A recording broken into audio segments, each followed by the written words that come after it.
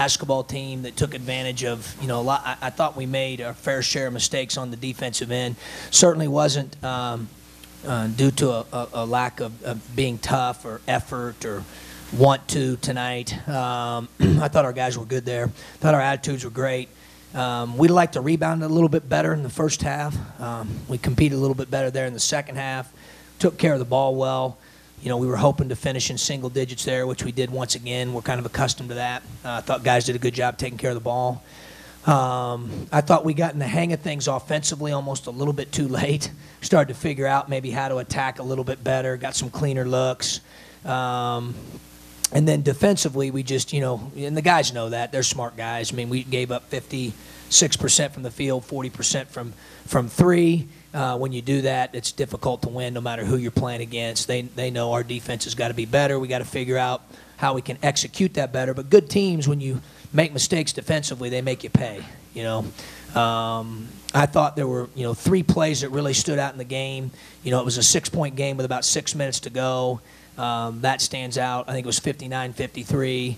And then, you know, for whatever reason, you know, we fell down in the zone, and we weren't, you know, quite. We got disheveled there a little bit, and Appling made a big shot, so give him credit for that. Took him back to 9, and then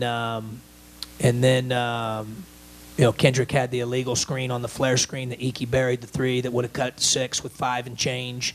So, you know, all in all, we were right there. We're not real happy that they scored on all 9 of their last possessions, but I'll be honest with you, 3 or 4 of them we were scrambling a little bit, trying to force some turnovers, create some extra possessions so they wouldn't run the clock out, where we were trapping and running around a little bit.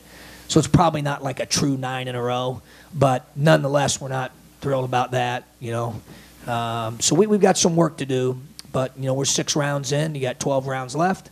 And they got tomorrow off. We got 3 days to prepare for Ohio State on Thursday. We got to see if we can get a little bit better Monday, Tuesday, and Wednesday, and, you know, continue to fight like we did today, like we did the last couple days in practice. You know, we got to have that fight all the time. I thought that part was good. I was anxious to see if we'd fight like we fought in practice, and I thought that we did. You know, just today's game over the bulk of the 40 minutes. You know, I thought they made us pay for some mistakes that we made, and good teams do that. Questions for the players? John, did it feel good to get out of your slump that you had the last few games with scoring double figures tonight? Yeah, I mean, I think I shot pretty much the same, especially like from 3 that I had the game before. So, I mean, I don't know if it was exactly a slump, but, yeah, I mean, it was good to see the ball go in. Tracy, it just seems like some of the vets are struggling right now. Just how do you guys need to get into this as just a veteran group, I guess? Those guys are older. They understand that this is a grind. And just keep getting better, keep grinding, keep being together. And those guys will figure it out. Tracy and John, obviously I know it's a loss, but could you just give us your impressions of the Michigan State team, please? Like Coach said, you know, we didn't defend as well as we needed to come out with a win, and it's just as simple as that. We got to guard better. John, can you talk about the freshmen and with the boost they've given you maybe a little bit off the bench? I mean, yeah, they've been playing well lately. I mean, you know, Coach is saying it, practice the past few weeks, you know, they've been bringing it. They've been being, you know, playing tough.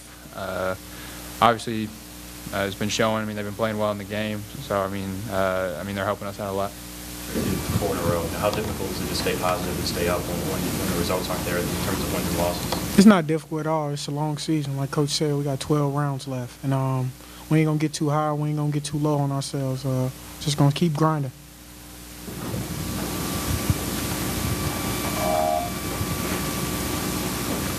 Anything else for these guys?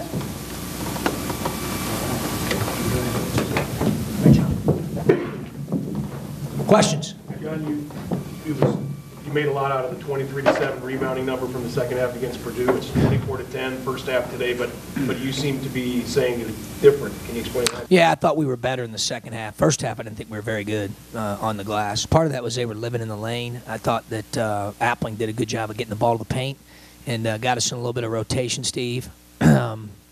He's really good, obviously. I mean, he's a terrific player. So it's hard for us to keep them out of the lane, and we need to do a little bit better job of that. And then once that happened, I thought the first half, I thought they had too many rebounds. They had 7 offensive rebounds out of 14 chances for 50%. Dawson had 3 of those, and obviously he's a monster on the glass. So I thought we shirted up a little bit better in the second half. Only gave up, they shot a higher percentage, so it can be a little bit of a misnomer, but still, to only give up 2, I thought was a little bit better. Our percentage was a little bit better in the second half. I thought our adjustment was, just to emphasize that at halftime, and I thought our guys did a better job there. You had some explosive moments in the second half, especially, with the refs, the ball screens and all that. Can you just talk about what you're feeling? I thought they were terrific. John, what are the freshmen doing right now to earn their minutes maybe over some of those guys?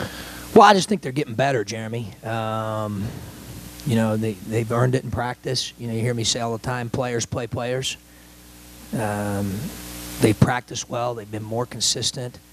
Now they dinged up a couple things tonight, and their learning curve is starting to become more shallow, which is credit to how hard they've worked. They're getting better. They're getting more confident. They're practicing more consistently. I'm seeing more consistent effort there. But, they dinged a couple things up tonight. Michigan State will, that's indoctrination by fire, baptism. So, but it's good for them. I mean, they one of them went through tonight a double screen. Like, it may not be that big a deal. Last year, you go through a double screen on Gary Harris, he's going to make you pay. So just learning all those little things, I hope that gives us a chance to get better from that. As the season continues to progress. On the flip side of that, it's coming at the expense of some of the veterans playing time. Just what do you need to see out of them? They got to play better. I love all those guys. I mean, those guys are great. And, we had guys play tonight. I mean, in particular, you're talking about Nana and Joseph, and they still played 22 minutes.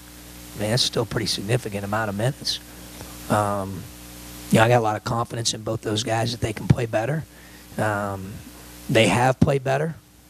So they just got to kind of, like Tracy said, just kind of hang in there, and, figure it out. Because we'd rather, as the freshmen are evolving, we'd rather those guys continue to, play at the level we're accustomed to seeing them play. And I know that they're capable, both those guys as well as all those guys. We got great guys. I mean, they're fun to be around. They're great guys. So they got to figure it out, and we got to try to help them figure it out. But we need more production. They know that. We need more production from them, and I think they can do it. Nana in his own head a little bit about? I don't know. I mean, I thought that, he always plays hard and is a great teammate. And that's the thing about him. Like, he's not a guy that ever pouts. I mean, he just kind of battles. So he'll figure it out. I'm sure he's got to fight through it a little bit because he'll be the first to tell you that he probably expects more of himself, not necessarily from the standpoint of effort and attitude because he's always exemplary there. I mean, he's an unbelievable guy. So, but I think in terms of his production, I think he probably feels like he can do a little bit more, and I'm confident that he can, and we got to get him back playing better. You getting as emotional as you did tonight, getting another technical, is the losing weighing on you a little bit? Is it just kind of an in-the-moment thing? No, like I said, that was terrific. How do you get a lot of rebounding from your guards? Yeah. Ray, how do you get more out of your big guys? In some teams I've coached, I remember coaching one in 96, 97. I was an assistant coach. We had a 6'1" guard. I think he's Justin Gainey, who's an assistant now at Appalachian State. He led us in rebounding that year, defensive rebounds. I think sometimes guards, not to take anything away from Justin or our guards, and you got to go get them, but a lot of times our bigs are blocking out their bigs, so to speak. Does that make sense? And almost creating a vacuum where the guards are running in there and swooping and getting them. I think Ray does that pretty well. Tracy at times can do that well. Joe's done that well, So I think that may be part of it. But the one thing about basketball that's always been interesting in tracking it is, a lot of times rebounding translates. So if you're a great rebounder in high school, you're probably going to be a great rebounder in college. If you're a great rebounder in college, those numbers traditionally or stereotypically translate then if you become a pro, So I think some guys just kind of have a knack for that. And then some guys are better offensive rebounders than defensive rebounders, So, but, I don't necessarily, it's the one statistic that I always tell them that I don't care how selfish they are. I'll say, hey, you know, Joe, if you get all of them tonight, hoard them all. Be as selfish as you want on the glass. Get all of them. You know, so, you know, we've done a pretty good job rebounding. You know, obviously we got tested in the last 2 games here, Purdue and this one, and both teams are terrific on the glass. It's not like that we're the first team that Michigan State's out-rebounded this year or Purdue's out-rebounded. Those guys are among the tops in the league and among the tops in the country. But we have high standards, and we expect to be able to keep, you know, regardless of who we're playing, teams off the glass and compete on the backboard. You go through coaches like this, there's just some noise on the outside, some negativity. How do you guys block that out and stay focused on what's ahead? I just don't pay attention to it because it has nothing to do with our preparation for Thursday's game. I mean, you know, that is what it is. I talked to him a lot, Marcus, about controlling the controllables. We control our attitude and our effort. You know, I really, you know, kind of almost encourage him to stay locked in on what we're doing with our group. And you know, they did a pretty. They learned. I think some of the guys that went through what we went through last year learned a great deal in that regard. And so I can hear those guys talking about how to handle it. And that's good. Got some experience as a great teacher, and those guys have, I think, done a good job leading. Bouncing back last year the way you did and finishing strong, does that kind of give some of these guys a positive outlook? Well, probably. You know, just because, like I said, experience is such a great teacher. They've been there before.